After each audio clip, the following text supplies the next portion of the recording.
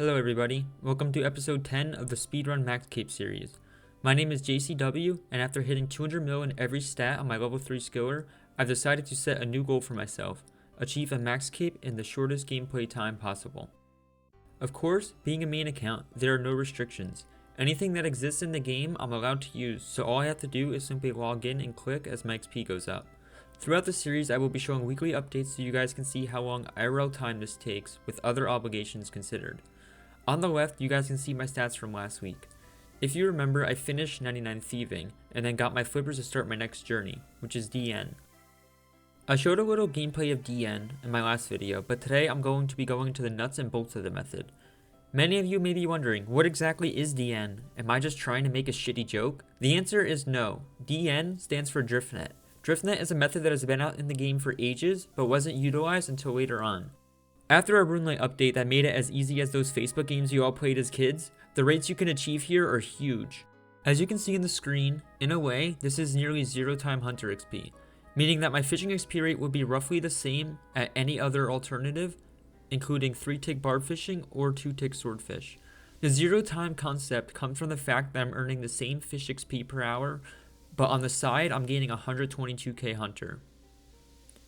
The coolest thing about this method in my opinion is that anybody can do it. While you do see me clicking everywhere and constantly, you will also see that I'm not tick manipulating or doing anything complicated. So this has me wondering, why isn't every person in the game doing this method? My personal opinion, I don't think many people know how good it actually is. I never did this method back when I did 200 mil all, and when I started this series, I did early fishing normally because I didn't fully comprehend how OP this method actually is/was. Anyways, let's get started on what I'm actually doing. When doing this method, there are a few things to do to make sure you're always at 118k plus Hunter XP per hour. Also, if I mention XP rates at any point during this video, please note that it's only for level 70 and above. XP stops scaling after level 70, meaning you get the same XP rate at level 70 as you do at 99, but at level 69, you get significantly lower. Let's start this right from the beginning. There's actually a few very basic things that I noticed some people asking me throughout the week while I was streaming that are not as obvious as I imagined. To begin, for this method, you need 4 items: the diving apparatus, fishbowl helmet, flippers, and merfolk trident. Once you grab these 4 items, you can head down to the DN location on Fossil Island. You have to make sure you weigh less than 27 kg at the start. Yes, you will need staminas, and also always bring noted DNs. Each unnoted one is basically an unnoted fast food meal, so you'd weigh too much starting with them in your inventory. If they are noted, they won't weigh you down. Make sure you are not wearing your trident, however, the second you enter the room, before you weigh over 27 kg with the unnoted DNs, you can wear it. And I guess it'll lock in your weight. I don't fully understand the mechanic, but once it's wielded, you'll be able to continually run no matter how much you weigh. Versus if you were to wear it after weighing over 27 kg, you won't be able to run, you'll be stuck walking.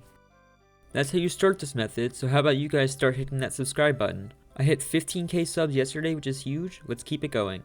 Maybe I can do an AMA or something at 20k if you guys are interested. Let's also not forget that it is episode 10, meaning I'm going to be leaking my playtime this episode. Be sure to stay tuned to see how positive or negative I am in EHP, and potentially a new goal for my account to finish in a certain playtime. If you guys like in-game fireworks, here I am just about to hit 82 fishing. Nothing huge here, but at least it's a total level closer to the maximum cape. Jumping back into mechanics, let's take a look at this. Remember how I mentioned the RuneLite plugin? This needs to be changed as soon as possible. The default timer for this is 10 ticks, but it should be 38. This means that a fish will re-highlight after 38 ticks of being tagged and still not going into the DN. 10 ticks is useless because there's still a high chance of it going into the DN after that. Next, take a look at my screen here. The red tiles that I have marked, you'll want marked as well. I split the screen into 3 sections. 1 and 3 are the outside sections and 2 is the middle. Ideally, you want to prioritize the fish in 1 and 3, but you don't want to constantly run back and forth. So try to camp in one of them, and on your way over to the other, tag as many fish in the middle as you can without going too far out of your way. The fish will respawn in the same tick they go in the net, so always be aware of that. The fish that are tagged in 1 and 3 will most of the time go directly into the net. The ones in the middle, however, can sometimes be tricky. I don't know what exactly is their problem, but sometimes they'll just stay in the middle despite tagging them, while others will be a good fish and move towards the nets. Be aware that sometimes you'll have to retag them if they stay in the middle. The final mechanic for maximizing your XP rates is replacing the DNs. You can clearly see on the screen that it says X out of 10. Once it hits 10, it's full and has to be replaced. If you want to maximize your XP rates, you'll practically never want it to be full. From my experience, if it's 6 out of 10 or more and you're about to switch sides, you're going to want to replace it before going to the other side. To replace it, you'll be discarding your fish, but you should be doing that anyway. The fish you get is so minuscule in terms of GP, and it takes roughly 15k DNs to get 99 from 44 Hunter. Now I'm no baller, but 45 mil for 99 Hunter and 96 fishing for that price seems like quite a good deal to me. Let's take a look at how to replace DNs. When it's under 10, you'll have a confirmation screen where you have to hold down 1 in order to replace it. Because of this, my fingers typically rest on my 1 key, and the second I click a net and I'm ready to replace it, I'm already holding it down. The DN on this corner is 9 out of 10, and I know I can replace it before that fish goes in. That way I don't just sit around waiting for it to go in. Here's a slowed down clip of what exactly replacing a DN before 10 should look like. I clicked harvest while holding down my 1 key to confirm I wish to remove the DN. The same tick that I knew it registered, I clicked the DN again, meaning it will put up another. Like I mentioned earlier in this video, this method really is just like playing a basic game on Facebook when you were younger or some kind of mobile game. We really just have to click the colorful squares, and in return our fishing and hunter numbers will go up. I got asked a lot throughout the week if Ironman can do this method. It is technically doable on an Ironman, but I personally would not recommend it. It's insane amount of preps to make the DNs. Apparently you have to farm jutes or something like that. Going to 99 or 200 mil, it technically is efficient, but the difference is so minuscule compared to a main where you can just buy the DN and get these rates. Okay, that was surprisingly a lot of explanation for such a simple method. Hopefully I explained this well enough to where you guys won't need to ask any questions and can immediately jump in and get 118k an hour Hunter XP. Of course, if you have any questions, feel free to join my community Discord in the description below and I will answer you one-on-one as soon as I can. Quick disclaimer, if you guys notice my XP rates varying as much as 5k between clips, it's because the RNG on this method can screw me over massively. Sometimes a bunch of stepfish could end up stuck in the corner and need help getting unstuck. This would cause my rate to plummet. It can be frustrating at times when I'm trying to get the max XP, but if you're just aiming for 118k Hunter, which I would if I was a normal account, it shouldn't be a big deal and it should be quite easy. If you look closely, you should be able to see how my XP drops sometimes become much less frequent at times like this. A bunch of fish are gathering in the corner. To my knowledge, there's nothing I can do, it's just RNG and I have to hope for the best. Here I am, just about to hit 83 fishing.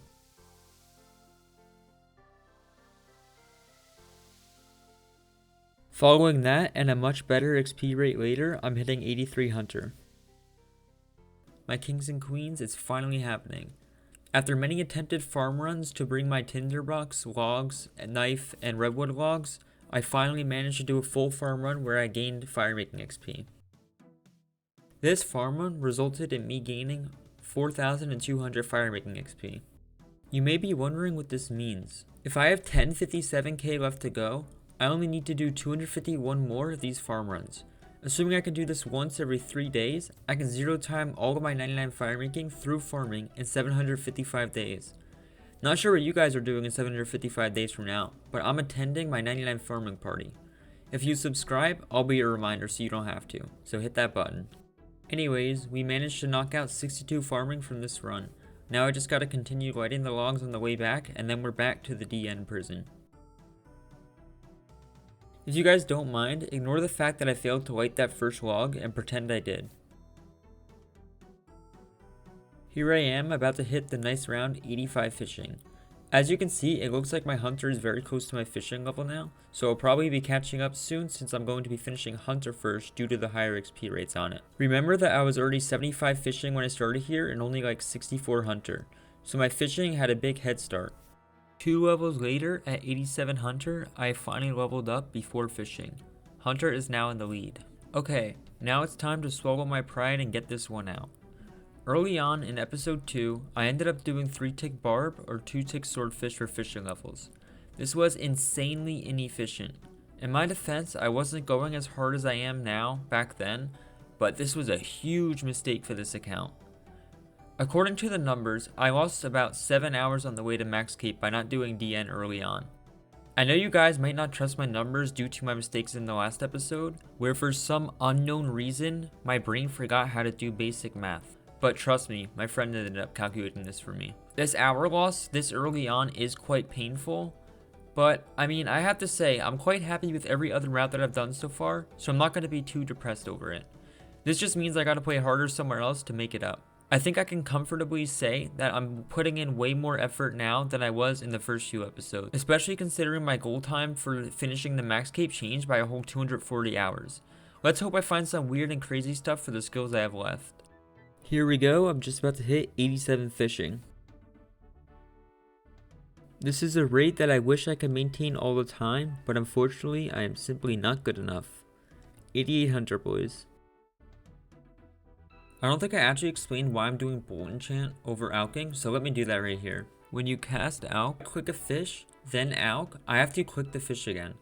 However, when I click a fish, then bolt enchant, the need to click a fish again after that is negated. Sometimes I click after anyway just because I like clicking, but it's not necessary. On top of this, I mean, I legit get more XP per cast with bolts as well. It's definitely a method for kings. Here I am hitting 88 fishing. This is definitely the slowest seal I've done so far, but after a week, I'm hitting 89 fishing now. It's not even halfway to 99, which in some way is kind of scary, but at the same time, I'm relatively happy with the progress. I think I played roughly 30 hours or so the past week, which isn't bad considering full-time work plus student. I did think I was going to be done for the week, but I decided to do a last-minute gaming session where I heavy focused magic, and wow, I cannot believe the rates I managed to hold for this. Magic XP doesn't really matter at the end of the day since I know I'll be getting 99 by the time I'm max, but I found this quite interesting. Thankfully, I managed to hit 90 fishing for this week's episode. Now that we're at a round number, let's take a look at our final stats for the week. On the left, I'll have my stats from a week ago, and on the right are my current stats. This way you guys can see the difference easily and don't have to flip back to the beginning of the video. Nothing super cool here, I mean I jumped a whole 10 fishing levels on top of the 0-time hunter levels. In addition to this, we managed to gain 1 farming level, and of course, let's not forget the 4.2k firemaking XP. Going by the past week, I'd say I have about 2 weeks left of DN, maybe 2.5 absolute max. The only other skills that will be this slow will be agility, slayer, and mining.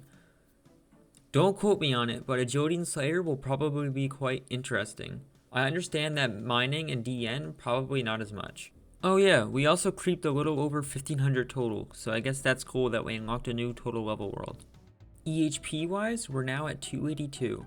With the max EHP being 962, we're now 29.3% of the way there. And yep, as I promised you guys, it's episode 10. It is now time to leak my playtime. Could I get a drum roll please?